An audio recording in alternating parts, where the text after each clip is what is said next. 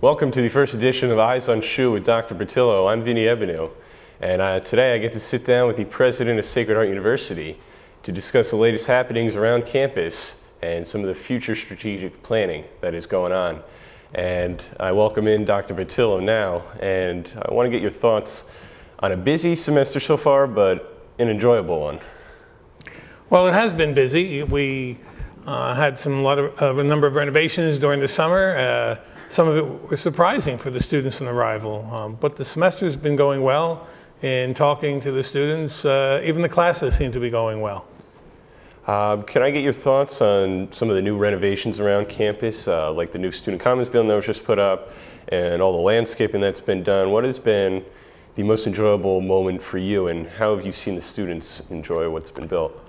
I think the most enjoyable part for me is seeing the students' reaction when they saw the inside of the Commons last year, when they saw the inside of the radically changed 63. It was a high school cafeteria, so it was 50 years, drab and dreary, and now it's soft seating, fireplaces, big screen TV, the landscaping. So just to watch the students' reaction and the sense that they're very comfortable in the environment, I think it is the best thing for me.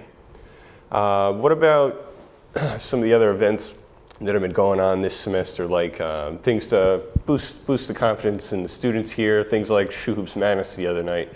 Do you feel that these type of events really help motivate students to attend sporting events? I do think so. I think the heart attack program that started last year was remarkably well organized by the student government. You saw it, as you mentioned, the madness that we had this week. A couple weeks ago, our home game for homecoming was the largest student crowd. It was over 1,000 student tickets were sold. I'm told it was the largest in the history. Those things bode well for us. I try to text when there's a student game going on that students should get out and support their fellow students. So I think little at a time, but even this semester it's been great, the student turnout for these things. What could we expect from some of the planning going on academically and I guess landscaping for the rest of the year and even the next couple of years? Well, contrary to any opinion, I do not have an interest in the nursery that plants all these plants around here. But I think for now we're set for this, for the landscaping. What we do have coming up soon, and hopefully it'll be in the spring, is groundbreaking for the new academic building, which would host most likely the business school across the street, as well as communications studios and a portion of a business school library, a trading room, etc. So that project will hopefully get started. We're underway now with the new wellness center across the street between the residence hall, Roncalli, and the president's residence. So there are activities really to keep upticking the quality of life here on campus. Have you been able to enjoy some of the new renovations to stadiums like Pioneer Park, where softball's played?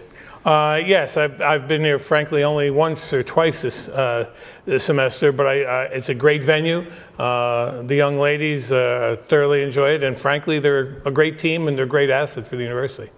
Okay, now it's about midterm time in this semester, and much like final exam time, there are many students that cram and burn the midnight oil, so to speak. What would your advice be to students who are like frustrated, at preparing for midterms? It's an age-old issue. Advice: don't have to cram. If you did it little at a time, beginning of the semester onward. Late advice at this point, but to use your time well. The library is open to 3 a.m. McMahon is open till 2. So I just think make best use of your time. Long term, it doesn't pay to cram. It's not healthy educationally or physically. So do the best you can at this point. Okay, I guess I'll finish up with this. We all found out you went onto Twitter last year and updated an account, and at the beginning of this year you had like a little bet with Michael Iannazzi over in PR. What was that bet about, and how many followers do you have to this day? Yeah, well, it was delightful to have to beat Michael Iannazzi again. I'm trying to find something where he can beat me at. I'm really at a loss for that. But the game that we had was 200. I had 225. Twitters, and I had to get to 450. He was objecting that I was talking to students to sign up. As of this morning, I have 602. Do you feel like you can continue getting more? It seems like you've sprung up in the last couple months. I'm noticing on a daily basis 2, 3. This morning, 7 new joined since last night. I still got to get used to using it. I thought I was responding to one person. I responded at that point to all 502 at that point. So everybody's getting to know my reactions on certain things, but I'll learn to use the Twitter even better, I hope. What is your reaction to the latest attendance at Mass on Sunday night? Father Jerry's been telling me each weekend he's thrilled with the amount of students that are even attending Mass every Sunday. Yeah, I think, as you know, my wife and I do go on Sunday when we're here, and last night was great. Last night was actually over the charts. I think it's wonderful that the students are there. It's a great mix of young men and women.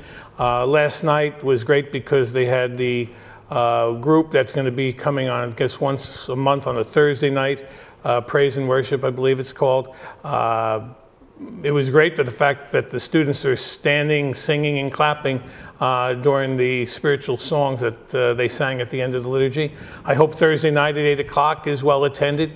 One student came up to me and said, if we had music like this, chapel would be standing room only on a Sunday. It's evocative, and that's really what music should be about. I think we're seeing a great increase along the way, so I'm excited about it. Great. Thank you for your time, Dr. Petillo. And this is Eyes on SHU with President of Sacred Heart University, Dr. Petillo. I'm Vinny Ebenau, and until next time, I'll see you around campus.